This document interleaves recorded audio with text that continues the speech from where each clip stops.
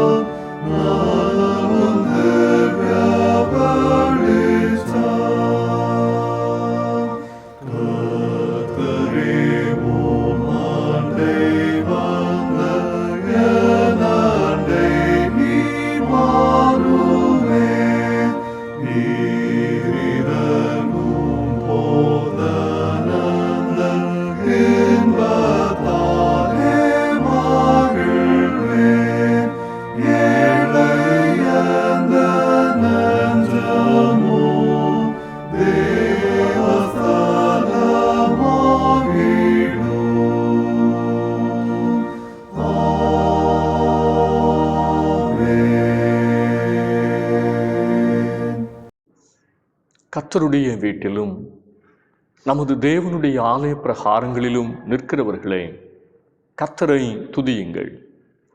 இஸ்ரவேல் குடும்பத்தாரே, கர்த்தரை ஸ்தோத்திரியுங்கள். ஆரோன் குடும்பத்தாரே, கர்த்தரை ஸ்தோத்திரியுங்கள். கர்த்தருக்கு பயந்தவர்களே, கர்த்தரை ஸ்தோத்திரியுங்கள். ஜெபம் செய்வோம். இறை சாயலாய் படைக்கப்பட்ட மனுக்குலத்திற்கு தாயும் தகப்பனுமாயிருக்கிற எங்கள் அன்பின் கடவுளே, திருச்சபை என்கிற தெய்வீக குடும்பத்திலே எங்களை கூட்டி சேர்த்த தயவு நினைத்து உம்மை துதிக்கிறோம். கணவன் மனைவியாக குடும்பங்களை இணைத்த நோக்கத்தை இந்த தொழுகையின் வழியாக ஒவ்வொருவரும் புரிந்து கொள்ள கிறிஸ்துவின் தியாக அன்பினை வாழ்வில் பிரதிபலிக்கவும் அருள் தாரும். குடும்பமாக இருக்கிற ஒவ்வொருவரும் தாழ்மையோடும் மகிழ்ச்சியோடும் இசைந்து வாழ்ந்து கர்த்தரை மகிமைப்படுத்த தங்களை அர்ப்பணிக்க உதவி செய்யும். தெய்வ பயத்தோடு திருமண வாழ்வின் தூய்மையை காத்துக்கொள்ள இந்த தொழுகையின் வழியாக உணர்வுள்ள இருதயத்தை தாரும். சிறியோராய் பெரியோராய் ஆராதனையில் பங்கெடுக்கிற ஒவ்வொருவரையும் ஆசீர்வதியும். பயத்தோடும் பக்தியோடும் ஆராதித்து ஆவியில் அகமகிழ கிருபை தாரும். இயேசு கிறிஸ்துவின் நாமத்தில் ஜெபிக்கிறோம் எங்கள் நல்ல பிதாவே, ஆமென். ஆண்டவருடைய பரிசுத்த நாமத்தை நாம் மகிமைப்படுத்தும் வண்ணமாக ஞான பாடலிலே 355வது பாடலை பாடுவோம். காரிருளால் மூடப்பட்ட பர்வதங்கள் மேலே பார். ஞான பாடல் 355.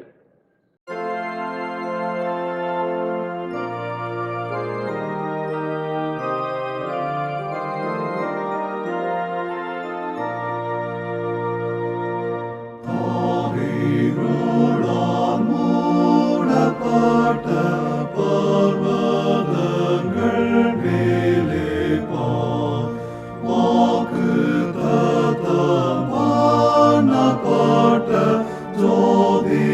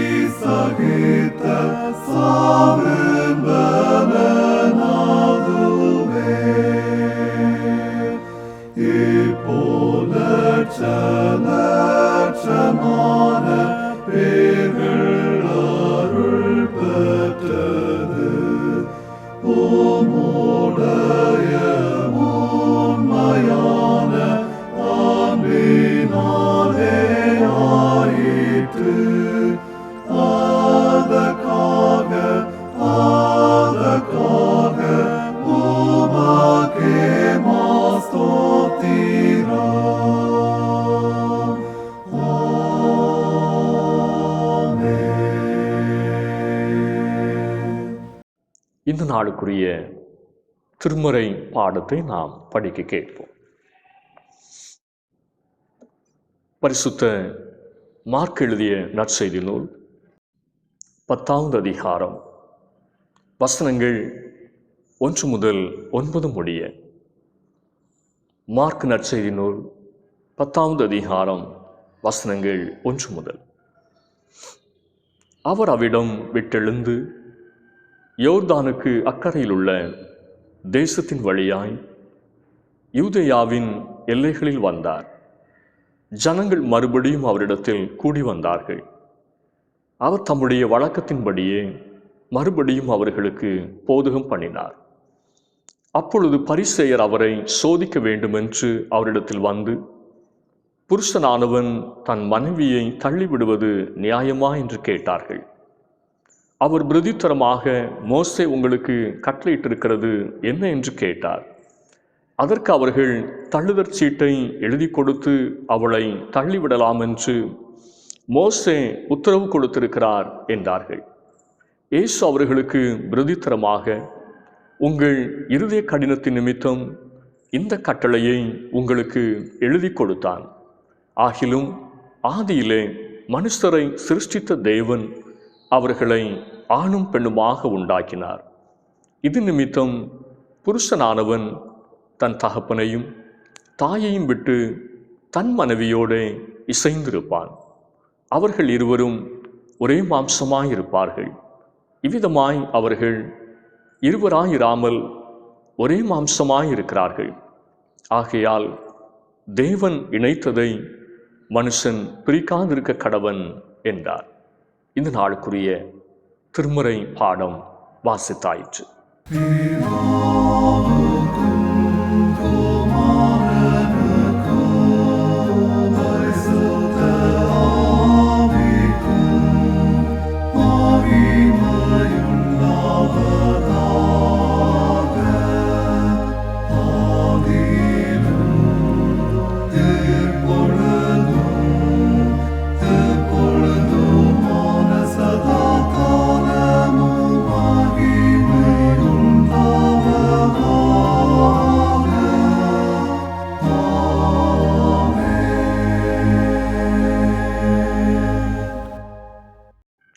கர்த்தருடைய வார்த்தையை நாம் கேட்க ஆயத்தப்படும் வண்ணமாக நேசருடன் நான் நடப்பேன் என்கிற பாடலை நாம் உற்சாகமாய் பாடுவோம்.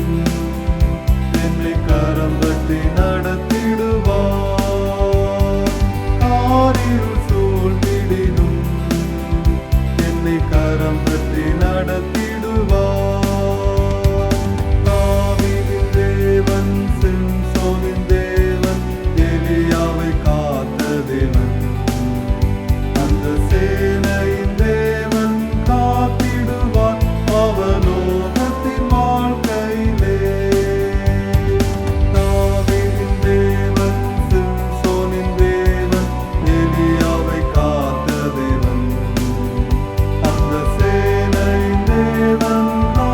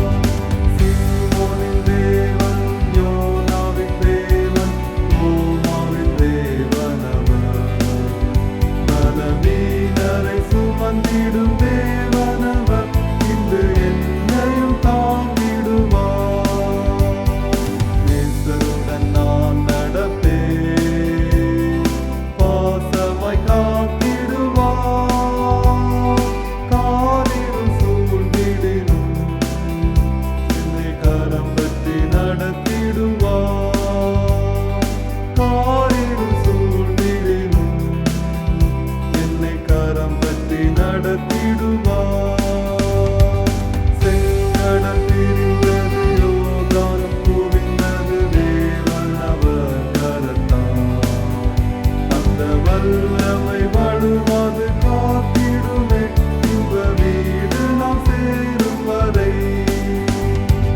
செங்கடல் பிரிந்தது யோர்தானும் குவிந்தது தேவனவர் கரத்தால். அந்த வல்லமை வலுவாது காத்திடுமே இன்ப வீடு நாம் சேரும் வரை. நேசருடன் நான் நடப்பேன், பாசமாய் காத்திடுவார். காரிருள் சூழ்ந்திடினும் என்னை கரம் பற்றி நடத்திடுவார். காரிருள் சூழ்ந்திடினும் என்னை கரம் பற்றி நடத்திடுவார். ஆசீர்வாதமான இந்த நாளுக்காக நாம் ஆண்டவரை ஸ்தோத்திரிப்போம்.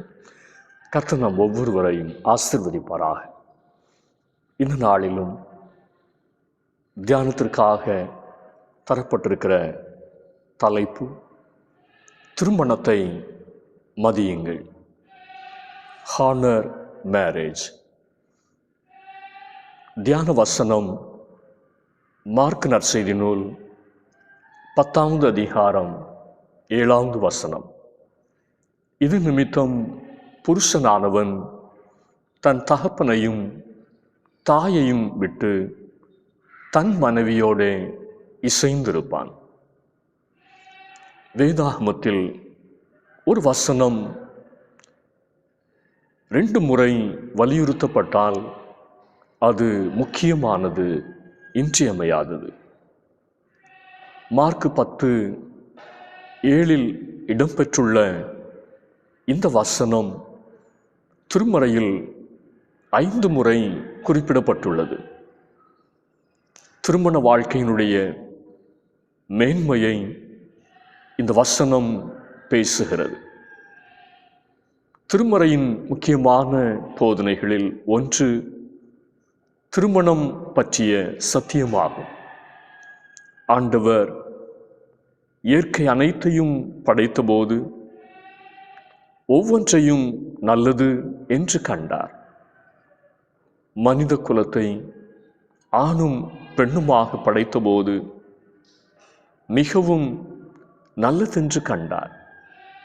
தேவனுடைய பார்வையில் மிகவும் நல்லது என்று நற்சான்று பெற்ற ஒன்று திருமணம்.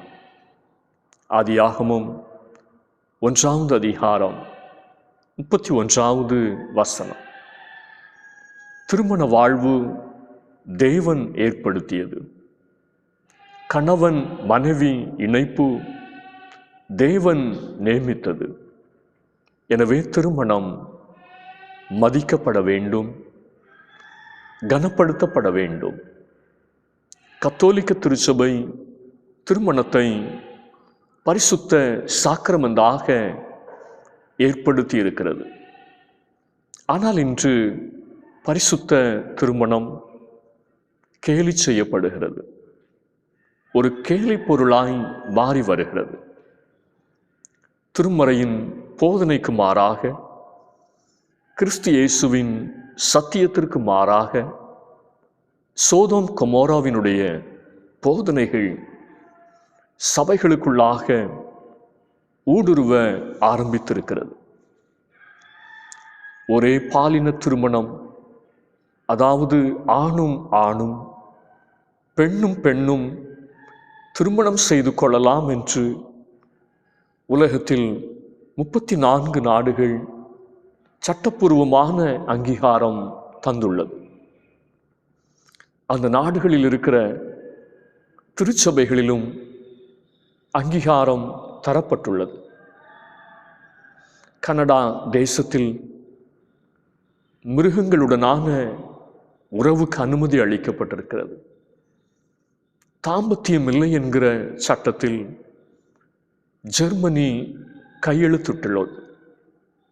தாய் மகன், அப்பா மகள், அண்ணன் சகோதரி என்று விருப்பப்பட்டவரோடு உறவு வைத்துக்கொள்ள அனுமதி அளிக்கப்பட்டிருக்கிறது.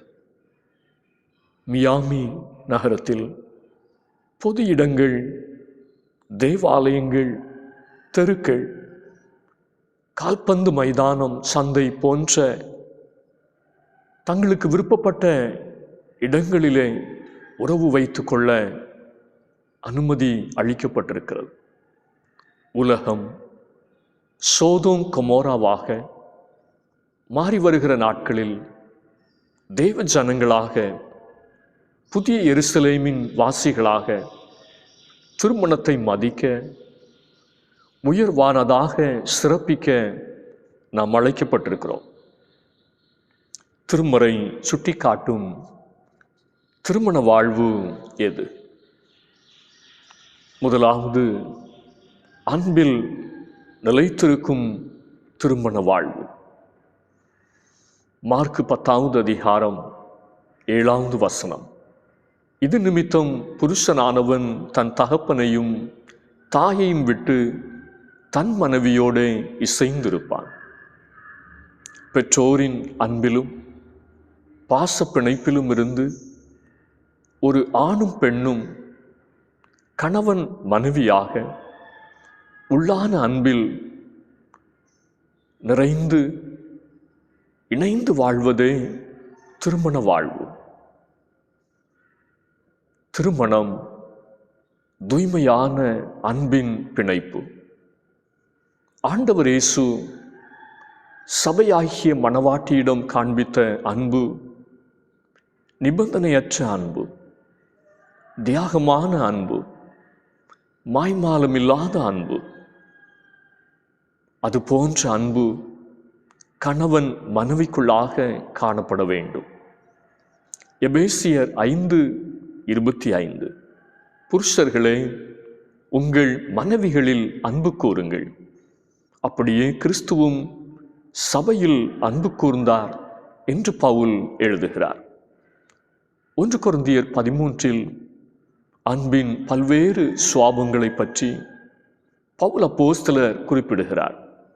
அன்பு சகிக்கும், விட்டு கொடுக்கும், தாழ்மைப்படும், ஏற்றுக்கொள்ளும், மன்னிக்கும் என்று கிறிஸ்தவ குடும்பங்களில் காணப்பட வேண்டிய அன்பின் குண லட்சணங்களை விவரிக்கிறார்.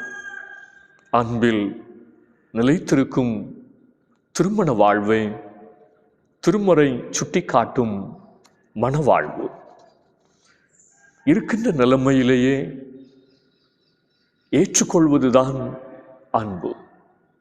நிறை குறைகளோடு ஏற்றுக்கொள்வதுதான் அன்பு.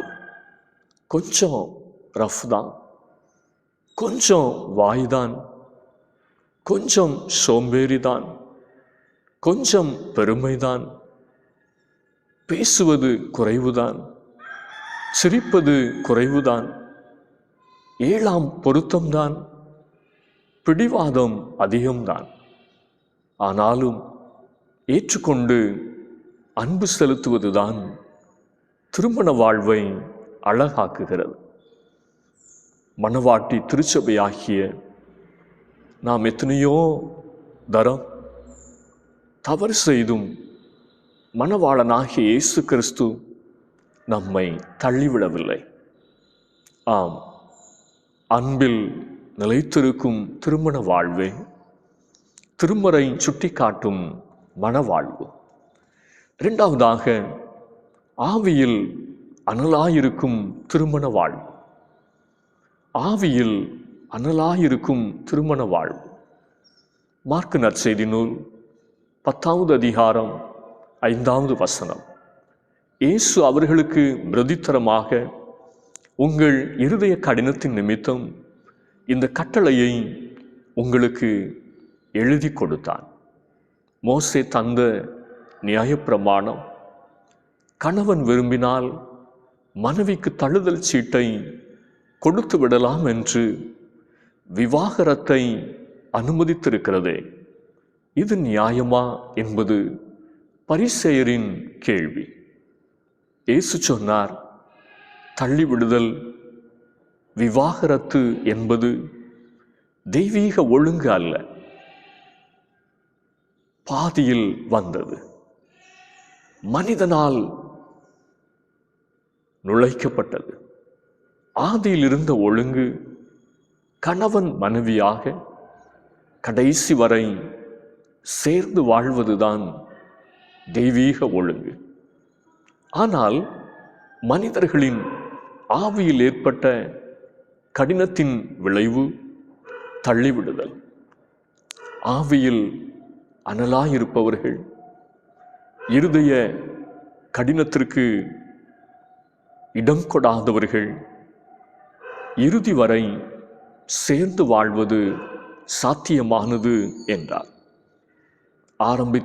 ஆரம்பத்தில் கொண்ட நேச அனல் வர வர அநேகருடைய இருதயத்தில் தணிந்து போனதனுடைய விளைவு திருமண வாழ்க்கையில் உரசல்கள், உடைவுகள், உலர்ந்து போன தன்மைகள், கணவன் மனைவிக்குள்ளாக சிக்கல்கள், பிரச்சனைகள் வரும்போது இருதயத்தை கடினப்படுத்தாமல் இருதயத்தை மென்மைப்படுத்தினால் திருமண வாழ்வு வசந்தமாய் மாறும்.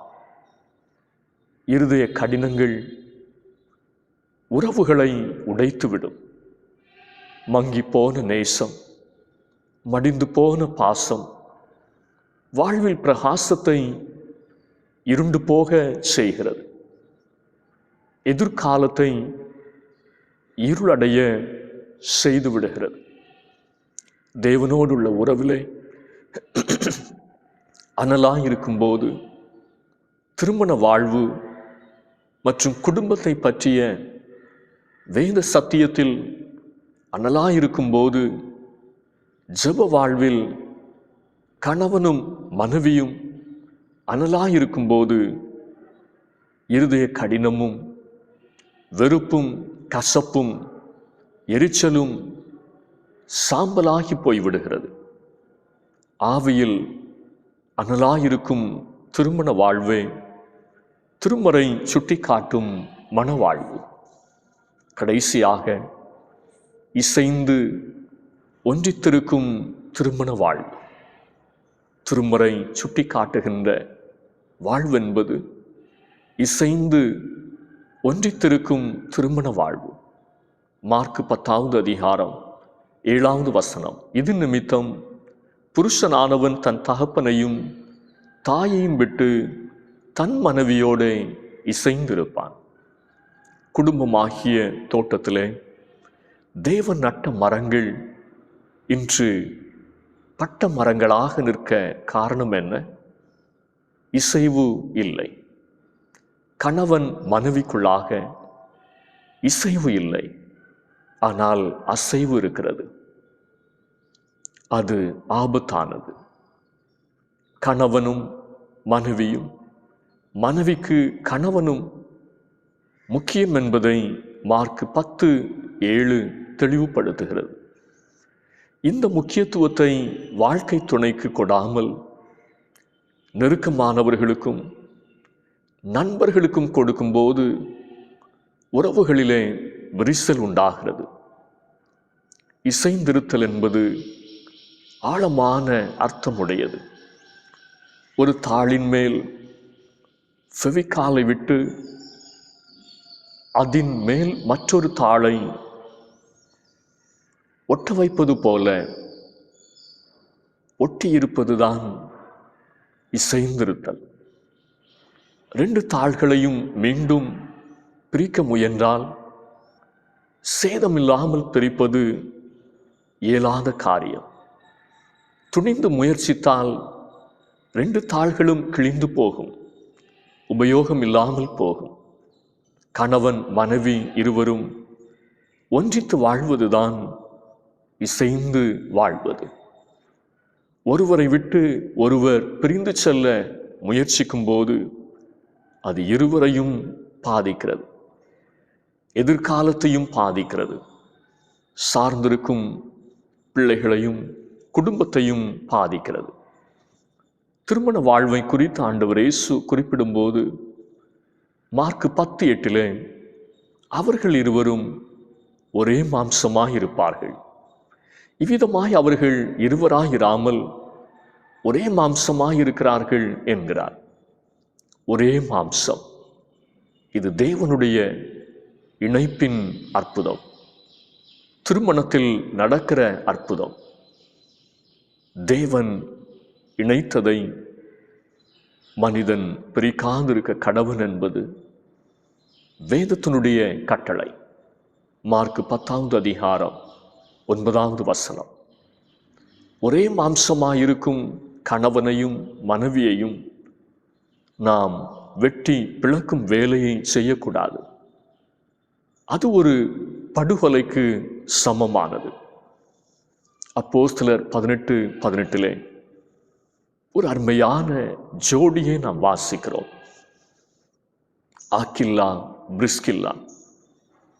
வேத புத்தகத்திலே 6 முறை இவர்கள் பெயர் குறிப்பிடப்பட்டிருக்கிறது. 6 முறையும் ஜோடியாகவே குறிப்பிடப்பட்டிருக்கிறார்கள். எதை செய்தாலும் சேர்ந்தே செய்கிறார்கள். ஊழியம் செய்தாலும் சேர்ந்தே அதை நிறைவேற்றுகிறார்கள்.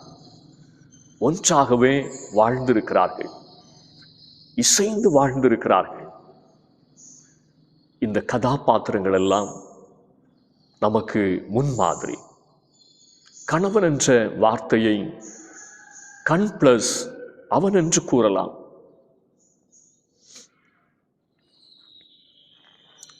அதாவது கரம் பிடித்த மனைவியை கண் போல பாதுகாப்பவன், மனைவியை கண் கலங்காமல் பார்த்து கொள்பவன் தான் கணவன். மனைவி என்ற வார்த்தையை மனை பிளஸ் வி என்று கூறலாம். மனை என்றால் வீடு, வி என்றால் அழகு. அதாவது மனைவி என்றால் இல்லத்தின் அழகு, வீட்டின் அழகு என்பது பொருள். கணவனும் மனைவியும் இசைந்திருக்கும் போதுதான் இல்லம் அழகு பெறுகிறது, குடும்பம் அழகு பெறுகிறது. ஆசை 60 நாள், மோகம் 30 நாள் என்பது உண்மையான திருமண வாழ்வு அல்ல. மணநாள் முதல் மரண நாள் மட்டும் இணை பிரியாது இசைந்து வாழ்வதுதான் திருமறை கூறும் திருமண வாழ்வு. திருமணத்தை பரிசுத்த மெய் விவாகம் என்று முன்னோர்கள் அழைத்தார்கள். எபிரேயர் 13:4 சொல்லுகிறது, விவாக மஞ்சம் யாவருக்குள்ளும் கனமுள்ளதாயும் விவாகம் அசூசிப்படாததாயும் இருப்பதாக. ஒழுக்கக்கேடானவர்களை தேவன் நியாயம் தீர்ப்பார் என்கிறது. திருமண உறவிலே கற்பும் கரிசனையும் கனம் பண்ணுதலும் அதிகமாக வலியுறுத்தப்படுகிறது. திருமண வாழ்வில் பரிசுத்தம், உண்மை அனுதினமும் பாதுகாக்கப்பட வேண்டும். மல்கியா 2:15 சொல்லுகிறது, ஒருவனும் தன் இளவயதின் மனைவிக்கு துரோகம் பண்ணாதபடிக்கு உங்கள் ஆவியை குறித்து எச்சரிக்கையாயிருங்கள். பரிசுத்தமற்ற திருமண வாழ்க்கை நரக வாழ்க்கைக்கு ஒப்பானது. பெற்றோரின் முன்மாதிரி உள்ள வாழ்வு பிள்ளைகளுக்கு, சந்ததிகளுக்கு ஆசீர்வாதம். கணவன் மனைவி உறவு கிறிஸ்து திருச்சபை உறவை போல அமைந்திருப்பது அவசியம். என் நேசர் என்னுடையவர், நான் அவருடையவள் என்ற உரிமையுடனும் கள்ளம் கபடமற்ற தன்மையோடும் இந்த உறவு அமைந்திருக்க வேண்டும். திருமறை சுட்டி காட்டும் திருமண வாழ்வு அன்பில் நிலைத்திருக்கும் திருமண வாழ்வு, ஆவியில் அனலாயிருக்கும் திருமண வாழ்வு, இசைந்து ஒன்றித்திருக்கும் திருமண வாழ்வு. நம்மை அந்த தெய்வீக வாழ்விற்கு அர்ப்பணிப்போம். ஆண்டவர் இந்த வார்த்தைகளால் நம் ஒவ்வொருவரையும் ஆசீர்வதிப்பாராக. ஆமென். ஆராதனைக்கு நிறைவு பாடலாக ஞான பாடலிலே 79வது பாடல். இயேசுவே உம்மை சிந்தித்தால் என் உள்ளம் கனியும். ஞான பாடல் 79.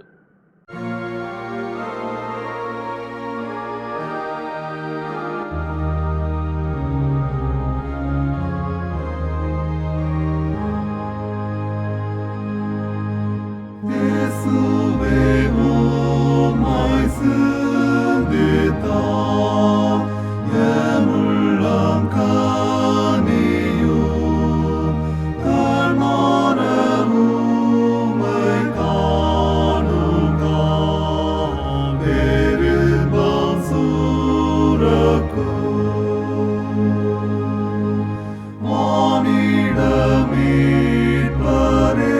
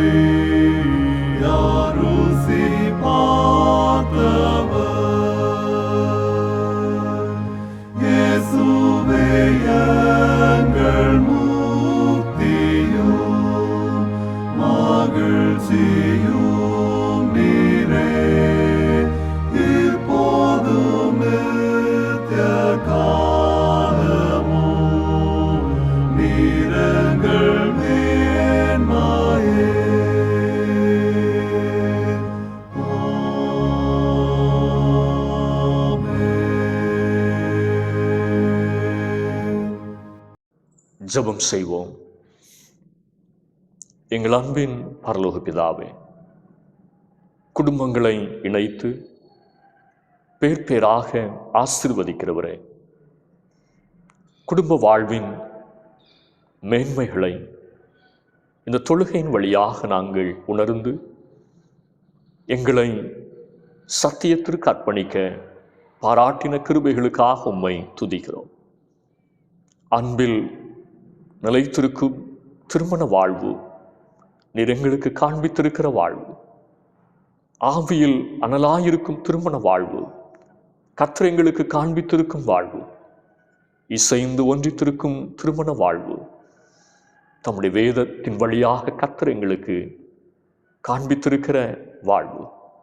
அந்த மேன்மையான வாழ்வை ஒவ்வொருவரும் தங்களுடைய வாழ்க்கையில சொந்தப்படுத்தி கொள்ள கர்த்தர் தயவு பாராட்ட ஜெபிக்கிறோம். எங்களை இந்த வார்த்தைகளின் வழியாய் ஆராய்ந்து பார்க்கவும் திரும்பி பார்க்கவும் கர்த்தர் தயவு பாராட்டினீரே. ஒவ்வொரு குடும்பமும் கிறிஸ்துவை தலைவராக கொண்டு ஆண்டவருக்குள்ளாக கட்டி எழுப்பப்பட சத்தியத்திலே நிலைத்து நிற்க கர்த்தர் கிருபை பாராட்ட நாங்கள் ஜெபிக்கிறோம். குடும்பங்களிலே பிரிந்து போனவர்கள் மறுபடியுமாக ஒன்று சேர்ந்து இசைந்து மன மகிழ்வோடு வாழ கர்த்தர் தயவு பாராட்ட ஜெபிக்கிறோம். எந்த குடும்பங்களிலே கசப்புகளும் வெறுப்புகளும் சண்டை சச்சரவுகளும் நிறைந்திருக்கிறதோ எல்லாவற்றையும் கர்த்தர் மாற்றி அன்பை தந்து நடத்த உம்மை நோக்கி நாங்கள் ஜெபிக்கிறோம். தெய்வீக அன்பு ஒவ்வொரு குடும்பங்களுக்குள்ளும் ஊற்றப்படட்டும் என்று சொல்லி நாங்கள் ஜெபிக்கிறோம். இந்த கடைசி நாட்களிலே சோதோம் கொமோராவினுடைய தீமைகளுக்குள்ளாக ஜனங்கள் சிக்கிக்கொள்ளாதபடிக்கு ஒவ்வொருவரையும் கர்த்தர் பரிசுத்தமாய் காத்துக்கொள்ள உம்மை நோக்கி நாங்கள் ஜெபிக்கின்றோம். வருங்கால சந்ததியினர் வேத சத்தியத்திலே நிலைத்து நிற்க ஒரு ஆசீர்வாதமான குடும்பத்தை கட்டி எழுப்ப கர்த்தர் உணர்வுள்ள இருதயத்தை தந்து வழி நடத்த வேண்டும் என்று சொல்லி உம்மை நோக்கி நாங்கள் ஜெபிக்கின்றோம். அப்படியே கர்த்தருடைய கரம் குடும்பங்களை ஆசீர்வதிக்கட்டும். ஊழியங்களுக்காக ஜெபிக்கிறோம். கர்த்தருக்கென்று செய்யப்படுகிற, கர்த்தருடைய நாம மகிமைக்கென்று நிறைவேற்றப்படுகிற ஒவ்வொரு ஊழியங்களும் வளர்ந்து பெருகட்டும் என்று சொல்லி நாங்கள் ஜெபிக்கிறோம். கிறிஸ்து பெருக வேண்டும் என்கிற எதிர்பார்ப்போடு, கிறிஸ்துவினுடைய ராஜ்யம் கட்டப்பட வேண்டும் என்கிற தரிசனத்தோடு ஒவ்வொருவரும் செயல்படுவதற்கு கர்த்தர் உதவி செய்வீராக. எங்கெங்கெல்லாம் சுயநலம் தலை தூக்கி பதவி ஆசைகள் முன்னிற்கிறதினாலே ஊழியங்களிலே பலவிதமான தடைகள் ஏற்பட்டு நிற்கிறதோ, ஊழியங்களிலே பலவிதமான வீழ்ச்சிகள் ஏற்பட்டிருக்கிறதோ, அதையெல்லாம் கர்த்தர் முன்னின்று மாற்றியருள வேண்டும் என்று சொல்லி நாங்கள் ஜெபிக்கிறோம். எல்லாவற்றிலும் கர்த்தருடைய நாமம் மாத்திரம் மகிமைப்படட்டும் என்று சொல்லி நாங்கள் ஜெபிக்கிறோம் சுவாமி. திருச்சபையினுடைய ஊழியங்களை, மிஷனரி பணிகளை, தனிநபர்கள் குழுக்கள் மூலமாக செய்யப்படுகிற ஊழியங்களை கர்த்தர் ஆசீர்வதிக்க வேண்டும் என்று சொல்லி நாங்கள் ஜெபிக்கிறோம். தொழில் கூட்ட ஜனங்கள் கிறிஸ்துவின் அன்பை, இரட்சகரை தங்களுடைய வாழ்க்கையிலே ஏற்றுக்கொள்ள அர்ப்பணிக்க கர்த்தர் கிருபை பாராட்ட ஜெபிக்கிறோம். எங்களை காண்கிறவர்கள் கிறிஸ்துவை காணத்தக்கதாய் கர்த்தர் திருச்சபையினுடைய சாட்சியை நீரே பிரகாசிக்க பண்ண உம்மை நோக்கி நாங்கள் ஜெபிக்கின்றோம். உலகம் முழுவதிலும் கர்த்தருக்கென்று பணிவிடைகளை நிறைவேற்றுகிற ஒவ்வொரு கர்த்தருடைய ஊழியக்காரர்கள், போதகர்கள், தேவனுடைய பரிசுத்தவான்கள், பேராயர்கள் அனைவரையும் கர்த்தர் வலிமையாக எடுத்து பயன்படுத்த உம்மை நோக்கி நாங்கள் ஜெபிக்கின்றோம்.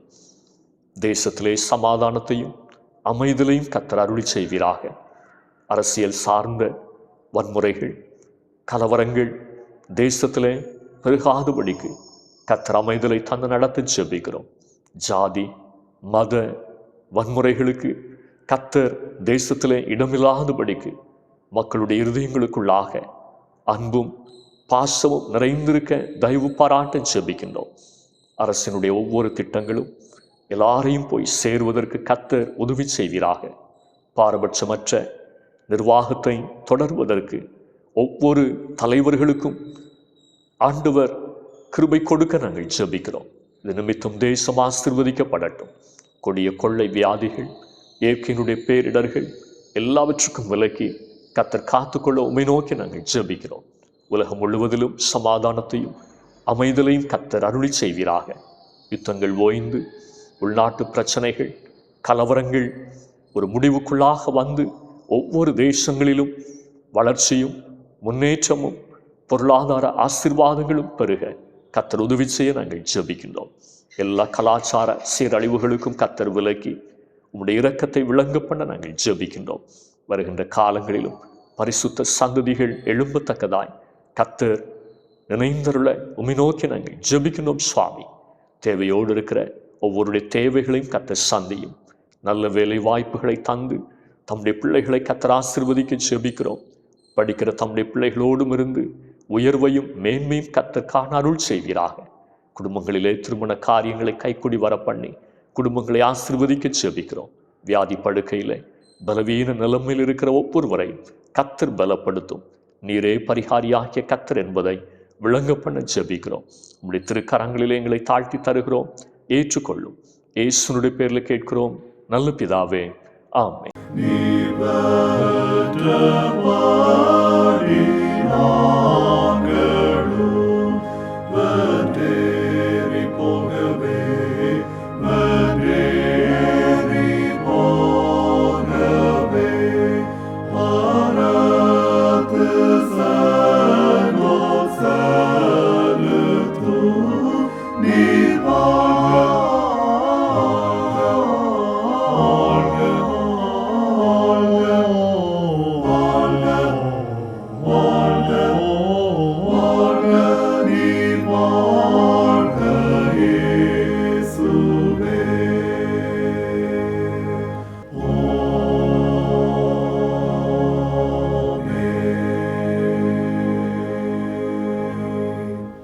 நம்முடைய ஆண்டவராகிய இயேசு கிறிஸ்துவின் கிருபையும் பிதாவாகிய தேவனுடைய அன்பும் பரிசுத்த ஆவியாருடைய ஐக்கியமும் சிநேகமும் நம் அனைவரோடும் இன்றும் சதா காலங்களிலும் நிறைவாய் தங்கியிருப்பதாக.